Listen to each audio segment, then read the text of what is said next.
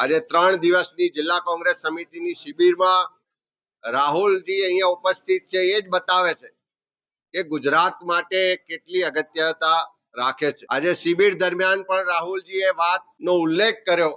કે ગુજરાતના કોઈ પણ જિલ્લામાં કોઈ પણ પ્રશ્ન માટે જ્યાં પણ કોઈને અન્યાય થાય, જ્યાં પણ કોઈ અત્યાચાર થાય, એનો અવાજ બનવાનું કામ કોંગ્રેસનું સંગઠન કરશે। જ્યાં પણ જરૂર પડે ત્યાં રાજ્યનું નેતૃત્વ હોય કે ખુદ રાહુલ ગાંધીજી હોય, એમણે પણ કટિબદ્ધતા બતાવી છે કે ગુજરાત માટે, ગુજરાતીઓ માટે જ્યારે પણ યાદ કરશો, જ્યારે પણ બોલાવશો, મારા સહિત આખી કોંગ્રેસ પાર્ટી તૈયાર છે। આ 3 દિવસના તાલીમ શિબિરમાં સંગઠનની સમીક્ષા, નવું સંગઠન બનાવવાની પ્રક્રિયા,